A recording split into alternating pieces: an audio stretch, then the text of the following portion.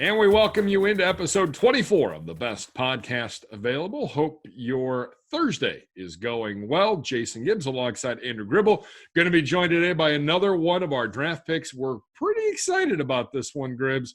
Jordan Elliott, the defensive tackle out of Missouri, the third-round pick for the Cleveland Browns, the first of two third-round picks on that Friday night. And excited to talk to him, because we really haven't heard a lot from him because that draft pick came down so late. There was a quick Zoom, if I remember correctly, into the wee hours of the morning. But excited to have Jordan Elliott join the program today. Yeah, I'll be interested, to hear his thoughts about, he's the second Missouri defensive tackle on this team. I wonder if there's a legacy of Sheldon Richardson, one of our favorite people on this planet. I don't know if he knows him personally, but I'm sure there's a reputation or a legacy that Sheldon has left behind him at Missouri that I'll be interested to see what he has to say about that. Yeah, I also want to find out about Jim Harbaugh sleeping at his parents' house, at his mother's home in Houston after watching him play late night on a Friday night. Some interesting things with Jordan Elliott, and looking forward to talking with him.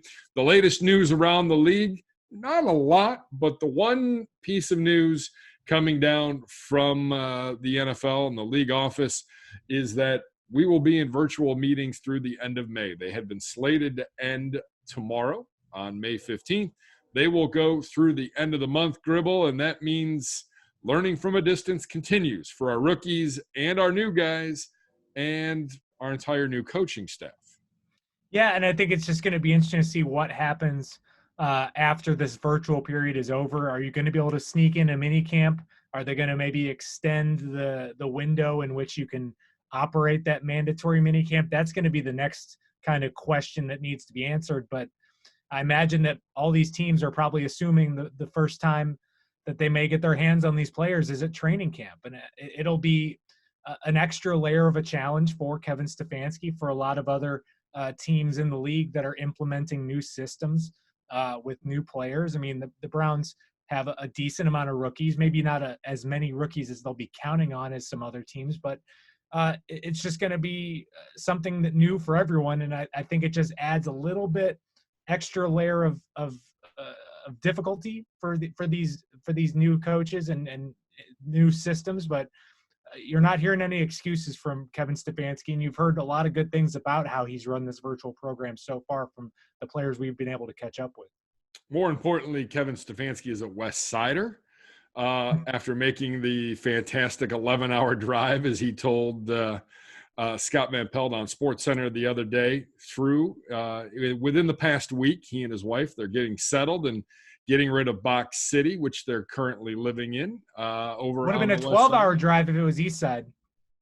That's all I'm saying. 12 hours, maybe more, depending on rush hour traffic. Yes.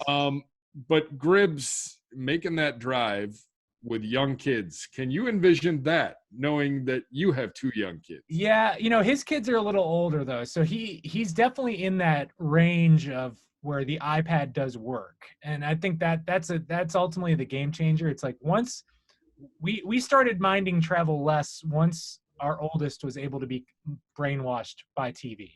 And I think that is the key. I mean, you try to implement all these screen time limitations at home, and you have all these good parenting ideas in normal circumstances, but travel, anything goes.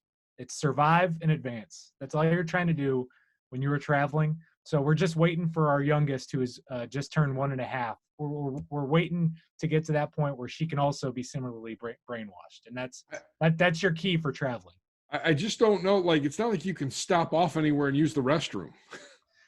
I think you can. I've talked to some people who've made trips. I mean, you can do it. It's just your options are not as plentiful on road trips these days. Be careful on that consumption of beverages. Yeah, you gotta notice those rest stops on the highway signs, because you could go long stretches and be in trouble. Yeah, no question about it. I think the other thing that we continue to watch and we monitor are training camps maybe moving to different locations, to states that will allow them, and teams, namely the teams in California, the teams in New Jersey, quote, New York, and watching where they may or may not be, not only for training camp, but this coming season. Florida's governor today says we're open for business. If your team doesn't have a place to go, you can come down to Florida and we'll find you a place. A lot of things to watch here in the coming weeks. Yeah, I mean, I just play the game where, it's tough to even speculate about this stuff. So, because so much can change. I mean, look at how much our lives have changed in the last 2 months. I mean, that's how we're 2 months plus away from the normal start of training camp. So, I mean, this stuff changes every day. It changes every hour. So even trying to get that far ahead is tough for me to get to right now. So I'm planning to be there. I'm planning to be there for the first day of training camp. I'm planning to be at these games. And that's what that's the plan right now. I think that's what we can hope for. Time is on our side right now, even though time is unfolded it either goes really slow or really fast, depending on the day. So I think that I hope we'll be able to figure this out, and I have the confidence that we will. Yeah, no question about it. All right, time to get to the bread and butter of this week's and this episode's best podcast available. It's Jordan Elliott, our defensive tackle from Missouri, kind enough to spend a few minutes with Andrew Gribble and I talking about the recruiting process through high school, his transfer from Texas to Missouri, and, of course, his draft experiences and how those virtual mini camps and virtual learning is going right now in the NFL world. Have a watch and have a listen. And happy to be joined on the best podcast available by one of our third-round picks. And we're excited to have him because, frankly, he got drafted at midnight, basically, on that Friday night, day number 2 of the NFL draft in the 3rd round at pick number 88. Jordan Elliott out of the University of Missouri. And Jordan, a pleasure to have you. We're excited to have you here, and we're looking forward to your contributions on the field of this football team and this defense. How have things been going for you since you became a Cleveland Brown just a few weeks ago? Man, things been awesome. Just learning the system, just meeting with the guys, the older guys. We got integrated with them a few days ago. So, just experiencing all that, taking it all in, it's a blessing, and just even more motivation. I love the game. And it's something I feel like everybody on the team, they got the same mindset. So we just trying to all take. Jordan, I know this is usually a time period where you're getting to know the entire rookie class. What's it been like getting to know these guys, and how have you guys had to be creative and kind of starting a bond together? I mean, yeah, we just did virtual introductions, just D-line wise as far as that. It's been cool. Not too many of us, so just getting to know them on a more personal level, kind of cool. Some guys are just in all different things. Everybody has their own little background, so it's kind of cool seeing those things, different coaches. Is it a lot of film study? Is it a lot of you better know what you're doing there because there aren't too many of you and you can get called on at any time? Oh yeah, you want to always be a professional about just everything you do. Just staying on top of the film, staying on top of notes. If you do that, everything else just work. It's simple. But I feel like everybody focused and we just having fun with it. So. Now, did your new D-line coach? Did he try to recruit you back when he was a college coach? Yeah, he did at Ole Miss. That was crazy. We talked about that actually a few days ago in the meeting.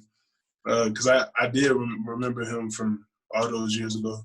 So it was just kind of cool seeing how, such a small world. Talking with Jordan Elliott, our defensive tackle, 3rd round pick by the Cleveland Browns. And Jordan, let's go back and let's go back to those high school days. And at what point in high school, you grew up in Houston. At yes, what point did you know, or begin to think, I can play at the next level, not just even college, but if I keep on this path and keep doing what I'm doing, I could play professionally potentially. That was always the goal, just from high school. That's why I even went to college to play football. As long as injuries and all that, said the same, I just knew that was something that was destined for me just because of the work that I was willing to put in and I am putting in. So, that just kind of was my mindset to it. So I just knifed on wood and hope, Lord willing, here I am, no injuries. So, I'm just gonna keep on living my life that way. You know, just humble about it. Were you worried at all about achieving that dream when you made the decision to transfer, or how did that kind of play into your mindset, and how did that drive you moving forward? Right. Really, I mean, that was just something that I felt like I had to do. You know, it wasn't anything I was worried about the NFL. I just knew that whatever God had for me, that was gonna happen. So, and I just went with it. Just didn't think too much of it. Just got to work. As soon as I landed down in Missouri, you know, everything else played out how it is. I mean, You know, your first year at Texas, Charlie Strong was your coach. yes, sir. You have the MCL injury, and you missed 6 games. How tough was that mentally? Was that the first time you'd been injured in your career? Yeah, that was my very first injury, and that was my only injury for real. I was never really worried about it.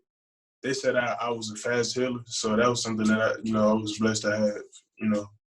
And I just went to rehab, did what I had to do.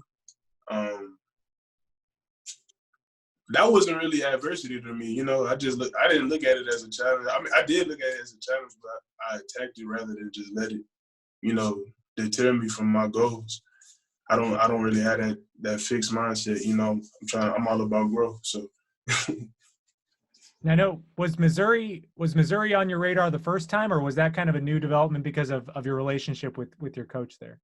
yeah, it wasn't anything that I never would have went to Mizzou, like just coming out of high school. I never visited with them, anything like that. So yeah, it wasn't an interest of mine. But yeah, Coach Haley played a big part in that, you know, just him being that much of an influence to me in that short amount of time at Texas, you know, kind of, you know, that stuck with me. And I was just like, that's somebody I need to really teach me how to be a man, you know, and just learn from him about football, about everything. So, you know, that was my mindset going into that.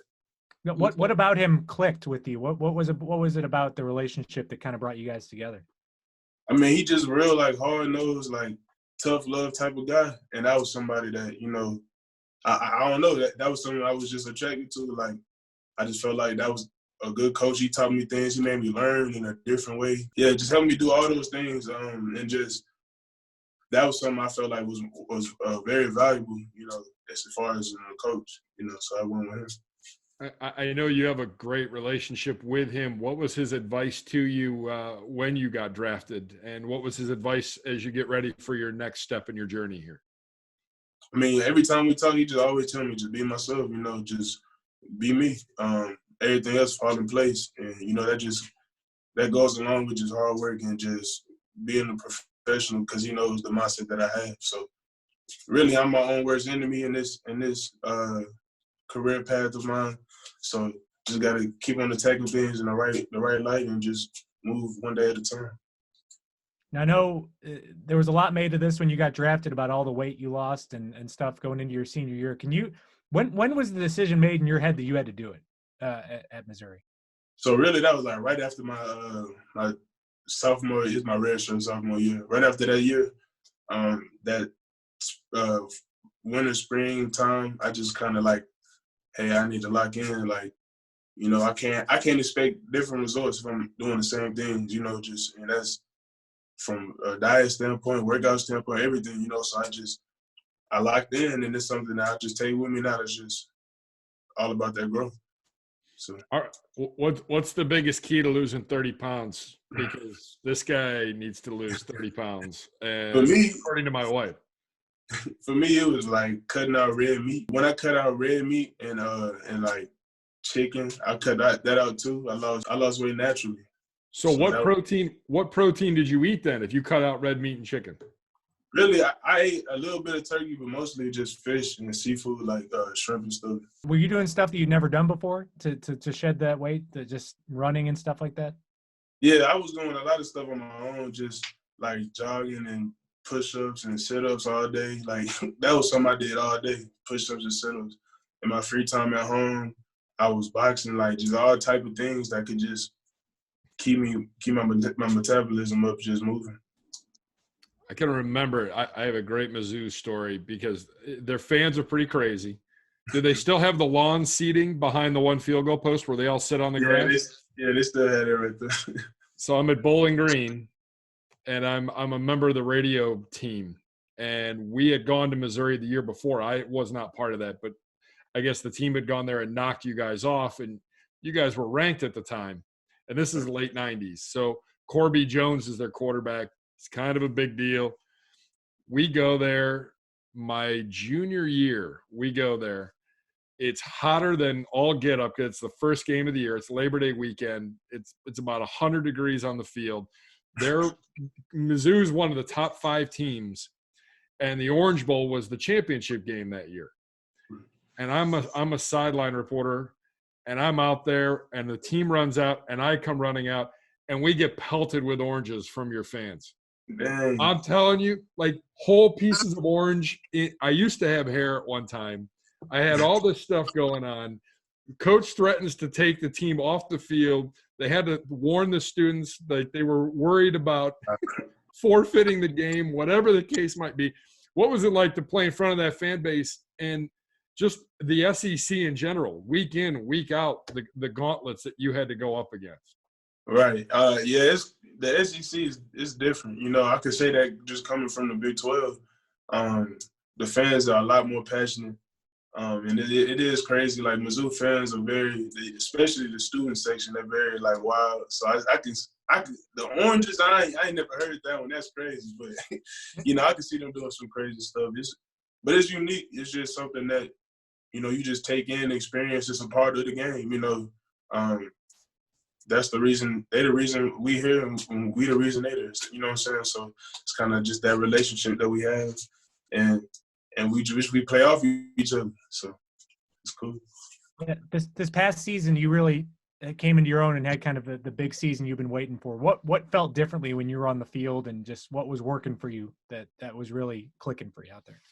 I mean, really just the game slowing down, just recognizing offensive formations, looking at pre-snap indicators on the guys I'm going against. You know, all those little things that just really help you separate yourself in the game. That was the things I locked in on. And it really made me just see things more clearly every day. So, what are the biggest challenges that you think you're going to face as you start your NFL career? Really just mastering my craft. That's something I feel like that's the only reason that, you know, that I'm here, to master my craft, be the best version of myself. So I feel like that's going to be the ultimate goal, just to be that every play. So that's going to be the biggest challenge, is being that every single play. You know, not just a few spurts of plays here or having a good game here and a bad game here, just being that all the time, that same guy all the time. So that's going to be my biggest challenge. It seemed like you really connected with the Browns in the pre-draft process. Is that fair to say? Yes, I mean, what do you attribute that to? I don't know. I felt like it was one of those things that, I don't know, like, what can I say? I don't have a word for it. I don't know how to explain it. I just felt like it was meant to happen like this. That's the best way I could put it. Like, everything works. It's just working out in a good way. So. We didn't have any of our coaches, or Andrew Berry didn't sleep in your den, did he? Nah, in that Jim Harbaugh situation. All right, I got to ask, how crazy was that? The head coach at Michigan is sleeping in your den after a Friday night high school football game, trying to get you to go to Michigan. Nah, it was cool for sure. It was definitely unique. Like I said, that's just another one of those experiences that, you know, football affords you. So I just took it in, and it was just a cool little thing. You know, got to know him a little better. And it is what it is. Hey, that's a good story. You're like, yeah. Have you gotten to know any of the veterans yet? Or have you talked to any of the guys on the team, defensive wise, or even in your position group room yet? I talked to Larry O. I talked to him.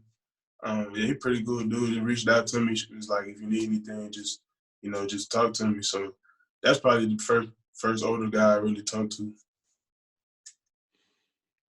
Gribbs, I know that you wanted to ask a question about another famous Mizzou alum. Yeah, I mean, I was going to ask. I mean, what is Sheldon a big deal still at Missouri, and how is that? To go? Yeah, I mean, how is that to go and now join this guy in Cleveland? Oh, that's crazy too. You know, I didn't realize that until probably a few days after I got drafted that he was at the Browns. But yeah, they always talk about Sheldon Richardson. You know, just some of the, like, it's only a few people that's that was like here when he was there, that's Mhm. still here. So they would just always talk about him and stuff. But like he seemed like a cool dude. I'm ready to work with him. So yeah. Nice. Have you had any conversations with Mack Wilson? Obviously, you had the virtual rookie minicamp. Your thoughts? I know that another SEC guy. You have a lot of SEC guys. You're surrounded by LSU guys. We know that already. But there's definitely a lot of SEC guys on that defense.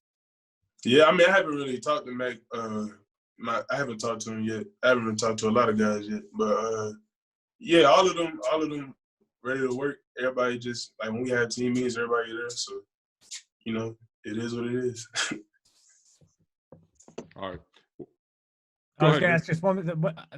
I know this would be the time you would normally be on the field. What is your mindset to kind of be ready once you actually do get to be on the field now? And we don't know when it's going to be, but what are you doing to stay ready? Just a lot of running and keeping my legs conditioned. That's all I'm doing. Just focusing on that. Of course, in lifting weights, but I'm just talking about just keeping my legs fresh, keeping them in shape, because that's the biggest thing. You know, you can be in shape, but if your legs dying quickly, you know, what you gonna be good for? So just keeping them legs tired right now so that they'll be ready come camp. Well, Jordan, I can tell you this: at some point, if we have a season, there will be a conditioning test, and that running will definitely will do you well. Indeed, we appreciate the time, man. Welcome to Cleveland virtually. We look forward to seeing you in person, and can't wait to get you on the field this fall and see what you can do to help out this football team. And we're excited to have you, and safe travels eventually, and continued success. Congratulations, and we wish you all the best. Thank you. I appreciate you. Thanks to Jordan Elliott for his time, and we wish him all the best. Again, all of a sudden, the defensive line room has changed maybe as much as any position room on this football team in this offseason. Gribbs, and just another guy to add a lot more depth to this room as well.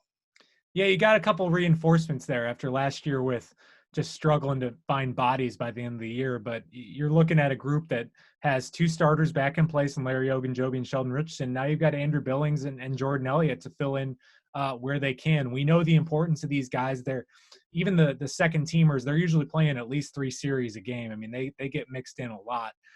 So this is going to be an important piece to the puzzle and a lot of good depth that will have some competition in training camp. I think when you throw in a guy like a Daniel Ekuale, who we've maybe forgotten about, I mean, this is going to be a competitive group that maybe you end up keeping 5 guys when you cut this roster down. Yeah, I think this will be a very good problem for Kevin Stefanski and Joe Woods to have. The number of bodies, especially on that defensive line, and the quality of bodies on that defensive line, not just from a defensive tackle position, but a defensive end position as well. Some guys that, you're not going to be losing sleep. Now, I think we're all going to be losing sleep if a guy like Myles Garrett goes down. Mm-hmm. Yeah. But at the same time, there's a lot of guys now that can make contributions on the defensive side. We've spent a lot of time talking about the offense this offseason and the upgrades and how deep they are at a number of positions and how we've upgraded, but the defense is coming along quite nicely as well. Yeah, I mean, the addition of Adrian Claiborne also kind of flew under the radar a bit, but he's someone that can really help you out. I think he can probably start for you in a pinch if Olivier or Myles go down for any type of stretch, but he's going to be best as that third down pass rusher that can really give you some relief and really give you an extra jolt of energy. And I think, to me, the biggest question mark still is at linebacker, because that's the only one where I can't exactly put together a depth chart at this point. I think that one is the most open for training camp competition, but a lot of one-year deals and a lot of new faces on this defense that set you up for the ability to play some rookies, but not exactly relying on some rookies like you might have been before free agency. Yeah, definitely something that we will be watching, especially as we get into training camp, is how that defense forms, and more importantly, that second line, because and I know injuries happen. And it will be interesting to see how that depth chart unfolds. We appreciate Jordan Elliott's time, and yet another big piece, and a guy that will be counted on quite a bit. I think if you get taken in the third round and get taken on day 2, there are some expectations this season for the young man out of Missouri. All right, time to have a little fun before we wrap things up for the work week, Gribs, and it involves the new uniforms. The Los Angeles Rams put out their uniforms, and while I thought that the Atlanta Falcons had a firm hold on the worst new uniforms, I feel like the Rams might make a little bit of a run, if not overtake them here. Yeah, I don't like them. I just don't. I like the helmet. I think that they kept the helmet. It looks strong. I like the idea. I like that they're going back to the blue and gold. I just think that's what I think of when I think of the Rams, and I thought that they were going in the right direction with it. I just can't get past the numbers. There's something. I just look at them and I don't get excited. I wonder how they're going to look in real life. I think that these can be tough to judge on Twitter and on these videos, but I would have liked if they went all in with going back to their roots, just like we did. I think that the a little too mix and mash of new and old, and just doesn't work for me. Yeah. All right. So 7 teams got new uniforms, including the Browns. We're taking the Browns out because we would obviously vote them number 1. Yes. Number 6 to number 1, your options are the Rams, Chargers, Buccaneers, Falcons, Patriots, Colts. We'll go number 6 to number 1. Who's your 6th? Who's the worst? What? I mean, to me, it is the Rams. And I think that is a recency bias, but that's the only one where I was like, I like the old ones a little bit better. And I just think that they had such an opportunity to just really go all in with the old look, and I just don't love them. So they are my 6th. Same. I really want to call my 5th because the Colts changes are so minimal that it's hard to like say that they really did a ton with them. But I do like the tweaks. I think the Colts have improved their look. I don't love the new logo with the state of Indiana in it, but I do like what they've done. So I'm going to have a tough time ranking them in this group. So I'm cheating a little bit on that. I'm going Falcons with the 4th spot. They were my previous 5th. I think I would have loved for them to go all the way back to the early 90s. I would have liked that look from them. I do think there are some of their looks that look pretty cool, but I just don't love the ATL and the jersey. So they would be my 4th. I then go with the Patriots at number 3 because I like those as well. I didn't even know they were changing their uniforms this year, and I think that it was fine. I didn't think it was anything egregious, but it wasn't really a major change. It was sort of similar to what the Colts did, but I think they did a little bit more, adding a little bit more red to the look, and so I'm not offended by them, nor am I excited by them. And I then go number 2, the Buccaneers. Those are my childhood memories of the Tampa Bay Buccaneers. I see those uniforms.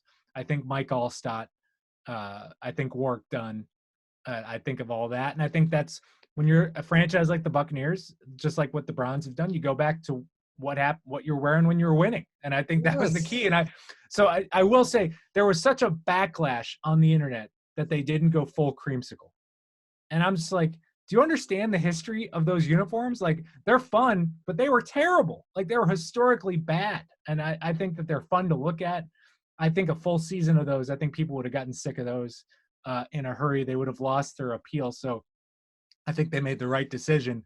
And then, to me, it's a runaway for number 1 with the Chargers in this group. I mean, clearly the Browns are outrank them, but in the non-Browns group, the Chargers to me are just awesome. And I think that they're dealing with obviously one of the best color palettes in the NFL with the mix and of what they've got to offer. I love the color rush uniform that they're doing because it reminds me of Natron Means and Stan Humphries of the 1990s, that they're going back to the navy blue for the color rush. And I think those are awesome, even though I think everyone loves the powder blues. I love the navy blues because they remind me of that era of Chargers football where they were really good and they got to the Super Bowl, then they just got destroyed by the 49ers in that Super Bowl. That was one of the biggest butt kickings I think we've ever seen in a Super Bowl. Yes. Yeah. But they got there. They did get there. So that was a fun team. Yeah, no question. Number 6 for me are the Rams. Number 5 are the Falcons. Number 4 are the Patriots. I love the Colts stuff. I Yeah. know it's subtle, but subtle works for me. Don't Yeah. mess up things that are working. And if you tweak something, tweak it for the better and don't overthink it. And I like the way that they did it. Tampa Bay is number 2 for me. I hope the Creamsicles would be like a color rush or something along those lines. And we'll see. Maybe there's a secondary uniform that comes out a year from now or 2 years from now, and that's the Creamsicle for 2 or 3 games a year. Twice a year at most. Don't give it to me 8 games. I mean, that would have been a big reach, I think. You can love something, but if you don't want to love it that much, I think it's good in small doses. Yeah, but have it as an option that you Yeah. trot out once a year, and everybody loves it. And the NFL has loosened their helmet rules, so they can wear different helmets. That's a key thing to remember. So they can break out the fella on the helmet, whatever his name is. Yeah. Yeah. I don't know what they call them. Yeah. But that's so we're pretty the Chargers are great. It's the Chargers and the Browns that are the top 2 new uniforms here in 2020, hands down. See, it is advantageous. Like, it's like the Chargers can do no wrong. Like, they can be new style and like it looks cool. They can be old school and look cool. It's just they're dealing with, they've just got it so good. I feel like with their color scheme, it's hard to mess that up. And they really did a great job with it. And a fan base to actually care about them. True. That's where we're at. I mean, it's just they can it just seems easy when they throw those looks together. I'm going to be a sucker for them. Yeah, no question about it. All right. Want to thank Jeff McDaniel for all of his hard work. And we want to thank Jordan Elliott for his time today on the best podcast available. We are back with you next week. We continue to chug them out. Chug along, 2 a week, Tuesdays and Thursdays. Zagura will be back next week. We'll have a few new players as well. And we're looking forward to that. We want to thank you for watching and thank you for listening. Make sure you log on to clevelandbrowns.com or wherever you get your podcasts. Like and subscribe today to the best podcast available. Also, make sure you check us out on our YouTube page, youtube.com/Browns. For Andrew Gribble, I'm Jason Gibbs. Thanks for watching and thanks for listening to the best podcast available.